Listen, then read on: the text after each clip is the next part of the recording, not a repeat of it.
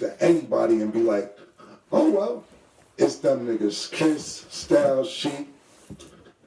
They deserve that, man. Shout out to DY, Rough Riders, all related. They're my big brothers, too. Now, back to the question, the verses, how it came about and how it went down. I'm glad somebody finally asked me this question. Who was it? Me? It was P. Mason from Bridgeport, Connecticut. All right, cool. Let me speed this process up. Look, we about to go on tour. Dipset and the Lox. I'm negotiating a deal. The deal is at $1.5 million right now. I'm talking about like if it was today. Right. I think it was 1.5, 1.8. And we was only in like 10 cities. So I'm like, they said, Cam, we're going to balloon the show up to 25, 30 cities. It could go anywhere from $3 to $4 million. I said, cool. Let me talk to the fellas, figure this out. So everybody's on the same page. We're getting it done. Cool. Then the Versus situation come out of nowhere, probably 2 weeks after this. So Jim is like, yo, let's do the Versus. Let's do the Versus. And I'm like, nah, Jim, we got money on the line. How much they talking about? It really wasn't a money play at first. It wasn't even about no fucking money. And I said, let me do some homework. I ignored the whole shit. I ignored it for a while. I'm like, I'm not even paying that shit no mind. We got a tour coming up. If they want to do the Verses after the tour, we'll do the Verses after the tour. Right. Cabo come to me again. He said, Flea, what's up with the Verses? I said, Cabo, we can do it after we do the tour. How much they got? So I finally talked to my homegirl, Melissa, talked to Swiss, whatever. They ain't talking about nothing. They talking about 100,000 for everybody. 100 racks for everybody. So like 15,000 a piece for everybody. It's 6 niggas. It's 6 niggas. They want 100,000. I just told you I had 1.5, 1.8 on the table for the tour. Could have ballooned up to $3-4 million. Right. I say, yo, listen, Swiss, what are we doing here? Yo, that's all we got. I said, I ain't doing it, bro. I can't do it. What you want? Not that. I want way more than that. So I got the number up to like 500,000, something like that. This for everybody still. Right. I'm like, nah, bro, this ain't even 100,000 for everybody. So Kiss hit me. He like, Killer, I knew you get that number up. I knew you get that number up, nigga. And I'm like, hell yeah, I'm gonna get the number up, man. We gonna get the number up, but we got a tour that's way more than this. Why are we doing this? Let's do it after the tour. So Capo like, Camus in Madison Square Garden, they have a fight that night. The camera's gonna be set up, this, that, and the third. They can't do it another time. I'm like, nah, bro, I ain't doing this shit. So Capo said to me, Cam, every dollar I make from this Versus, I will give to you. I just want to perform in the Garden again. So I'm like, damn, Capo really want to perform, do this Versus. I'm like,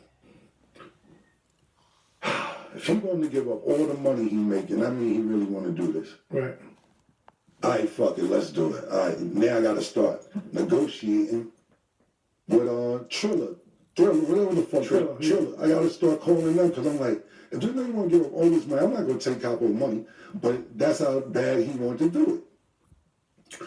So I call Swiss, I call Triller people, I can't remember their name, my homegirl Melissa worked for them. And I ran the number up. Now, I ain't going to tell you what they got. They got more than that.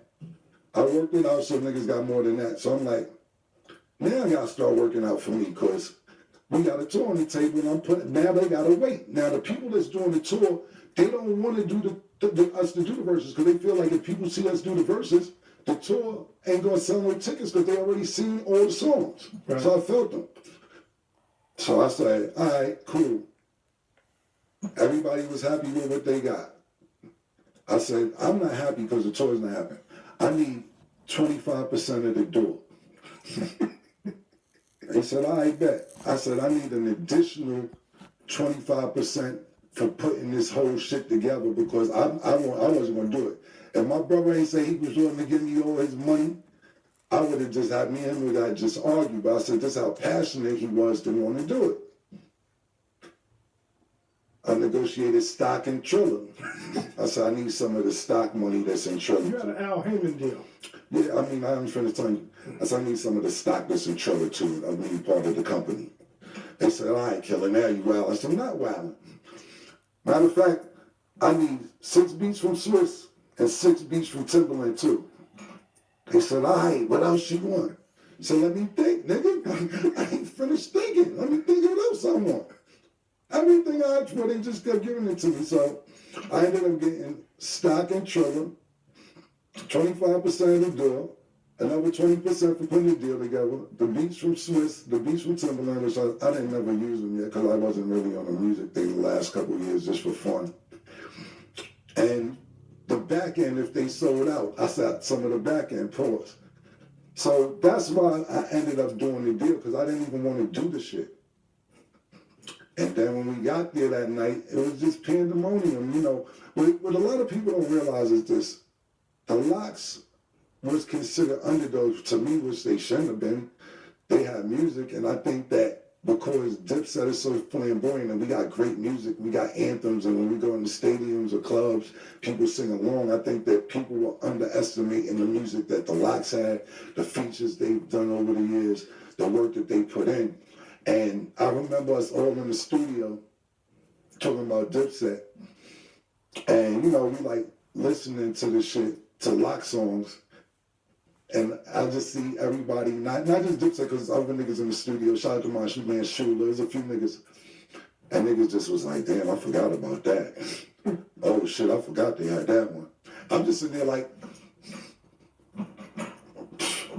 that's what niggas wanted, right? Let's do it. But we still was prepared. We was ready. But what happened is New York, to me, my personal opinion, niggas fuck with us, but not fuck with us. And when I say that, is that we've been rocking for such a long time, is that it ain't necessarily that niggas fuck with them, so they gotta deal with it, because we workaholics. We gonna keep putting music out. We gonna keep being in your face. We gonna keep styling on you. We gonna keep making music. Not just music being fly, talking shit, etc. And the Lox really has some good music, and they ain't come to play no games. Now, that was the first verses that went the way it went. Usually verses go, you do a song, they do a song. We do a song, they do a song. They just took advantage of opportunity, started ringing those songs back to back to back. Niggas start talking crazy. Nigga Joel said, y'all ain't got no shit for the bitches. That nigga shot the DJ Technician. That nigga threw in the Mariah Carey shit. I said, oh shit. This ain't going right. Then when Jadakiss threw the fucking Biggie shit on, I said, nope, this ain't going right. This is not right. Now, mind you, we losing bad the whole night from the beginning. So I had a freestyle ready that I was going to do towards the end of the night. But we was down so bad when I was about to do it, the crowd didn't even want to hear it and started booing. I was like, this is just fucked up. Everything went left that night. Yeah. But those is like my niggas, so I didn't really mind losing to them niggas like that. I could listen, you guys, because I called the nigga right afterwards, like, yo, good win, man. We gonna get the tour going. This, that, and the third. Y'all niggas deserved that one. That shit was dope. What happens the next day? The tour people call. We're gonna have to cancel this tour. What happened? Why the tour canceled? Because it was a part of the show where Styles sat on my beach chair and we got into a little, a brotherly little tussle. That wasn't none. I want to see Styles the next day, gave him a hug, that's my brother. But the tour people was like, that didn't look safe. And I'm like, nah, that's my man. It wasn't even like that. Like, no. And then it was mention of gang-related activity while you guys were on stage. So Chicago dropped out, Milwaukee dropped out, and St. Louis dropped out because it was, people mentioning stuff about gangs on stage. And we're going to have to reconsider the whole tour. So now think about this. Niggas got, I make sure niggas got 6 digits or whatever, everybody. But niggas could have got high 6 digits because not just 4 million from the tour possibly, merch, after parties, everything else that comes with a tour Niggas would have made $1 million a piece, minimum, everybody, Yeah. for that, and it didn't happen. Now, Jadakiss probably went on his own tour by himself and racked the fuck up, and it's well deserved because, like I said, those are my brothers, and I feel that they don't get the recognition that they're supposed to get. So Right. that's how the whole Versus situation went. I didn't want to do it. We had money. Not saying I wouldn't have did it after the tour. Did it before the tour. Fucked the tour money up, and niggas got shorties. That's my opinion on it. But shout out to the lot. Shout out to my brothers on the set. We put on a great performance that night, even though we was on the losing end of it. But it was dope for New York City.